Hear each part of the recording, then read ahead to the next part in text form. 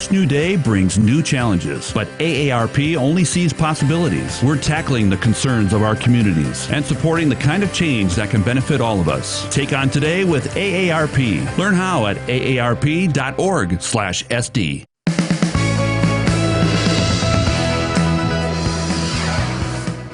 Members of Sioux Falls Fire Rescue reflect upon the sacrifices made by first responders on the 19th anniversary of 9/11. Plus, today marks another anniversary that people in Madison, South Dakota won't soon forget, a look back on the flooding that brought a community together.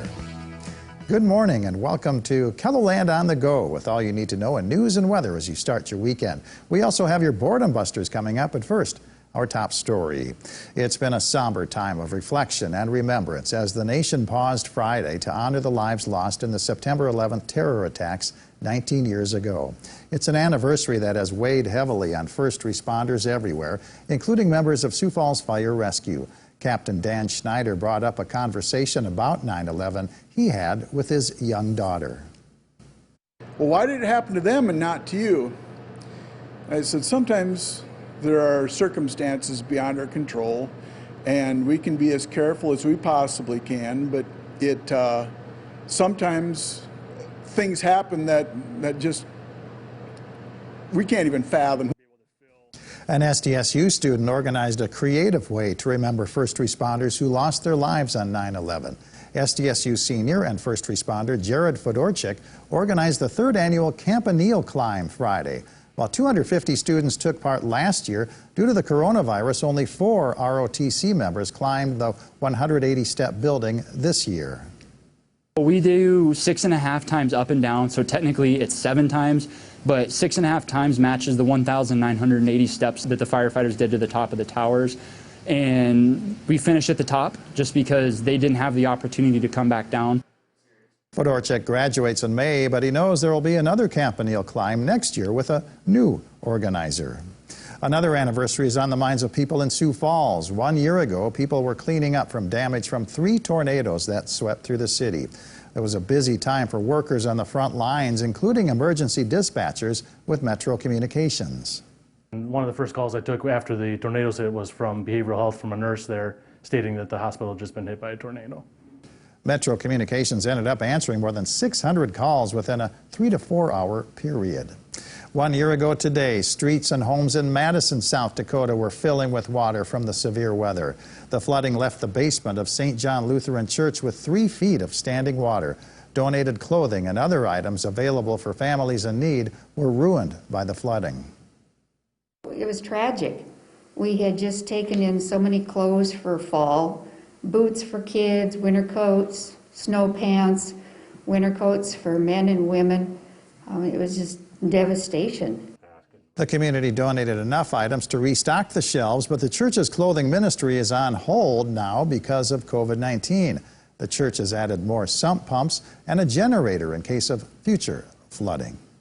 Let's get a check on the forecast now with meteorologist Adam Root in the Storm Center. Good morning, Adam. Good morning, Perry, and good morning, everybody. We're off to a decent start to the day on locations East River, but in Pierre, it's not really the same story. We can barely see anything on our Pierre camera this morning. A lot of dense fog in the capital today. You will want to exercise caution if you are planning on being out and about anytime soon. Meanwhile, in Falls Park, we can at least see something. It's a little cloudy out there, but it's better than nothing at least. 54 with a south wind at 3 miles per hour. There is the lack of visibility this morning, and Brookings, Aberdeen, just west of Faith, but especially through the Pierre region and south of Chamberlain, where visibility at times is below 1/4 of a mile. So please exercise caution and get to where you need to be safely this morning. Temperature-wise, not bad. Low to mid-50s East River, some 40s out west where we had clearer skies in place.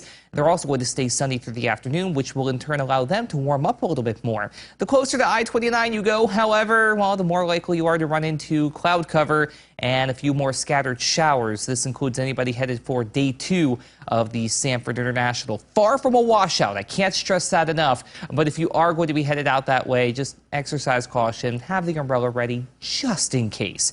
Day 3, though, looks like it's going to be a lot better. We'll talk about that and the rest of your 7-day forecast coming up. All right, thank you very much, Adam. Well, professional golf is welcoming back fans for the first time since the pandemic. And it's happening right here at the Sanford International at Minnehaha Country Club in Sioux Falls.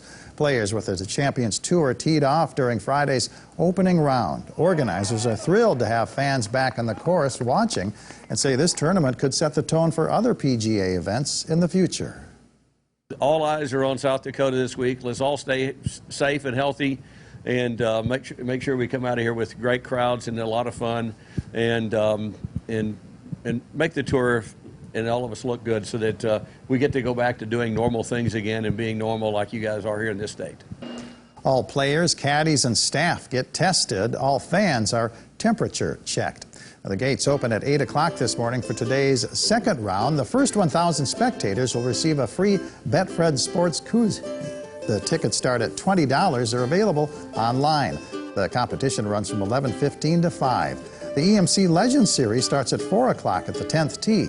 Free parking is available at the Sherman Park Softball Complex. Spectators can also park for free in the old Sears and Yonkers lots at the Empire Mall and take a shuttle to the tournament. The shuttles run from 7 a.m. to 8 p.m. The Sidewalk Arts Festival is a fundraiser for the Washington Pavilion's Visual Arts Center. More than 240 booths are set up outside the pavilion featuring the region's best fine art, folk art, and crafts. There will also be kids' activities, live music, and food vendors. There will also be a special hour of shopping for high-risk attendees from 8 to 9 a.m. The festival opens for the rest of the public at 9 a.m. until 5 p.m. All people attending are encouraged to wear masks, social distance, and use hand sanitizer provided at the festival.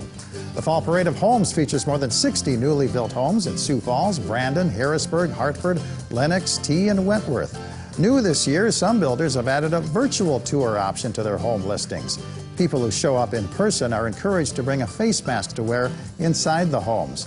The homes range in price from $200,000 on up to more than $1 million. The hours are from 1 to 5 today and Sunday, as well as next weekend. All of the homes are free to tour. Adam?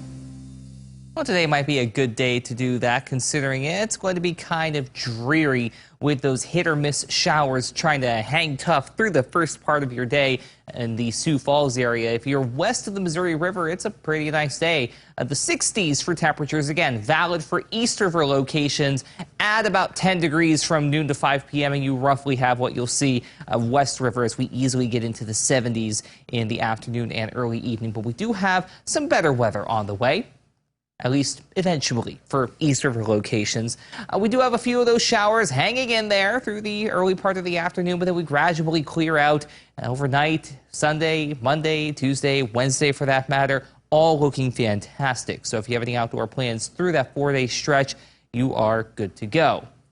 But we're also going to be watching the thermometers. We do have warmer temperatures on the way and are going to stick around through the first half of the next work and school week. However, if you look up to the north in Canada, there's another pool of rather chilly air that's going to start to move on down to the south and east. That's going to be the wild card in the extended forecast. Exactly how far south and east that cold air comes along, and for that matter, how long it sticks around, will be up for debate as we head through the extended forecast. Right now, we're trending on the cooler side of things. Nothing like earlier this week where we had 50s for high temperatures, but 60s not out of the question as we head toward next Thursday and Friday. Just keep that in mind. The late week outlook when we arrive at it is very much subject to change. Today, 60s East River, mostly cloudy with a few lingering showers in place. Sunnier to the west with temperatures climbing into the mid to upper 70s. 40s East River, mid-40s to low 50s out to the west under partly to mostly clear skies as we get ready for a nice warm-up. That'll take us through Sunday. Plenty of sunshine, high near 80, but then we're in the low to mid-80s Monday, Tuesday, and Wednesday. Thursday and Friday, again, that's the wild card in terms of temperatures. For now, we're going upper 60s, and we may also have to introduce the chance for an isolated shower or two on Thursday, but for now, it looks like it stays mainly dry. Thank you for joining us for KELOLAND on the Go. You can get up-to-the-minute developments right here on KELOLAND.com. Have a great day.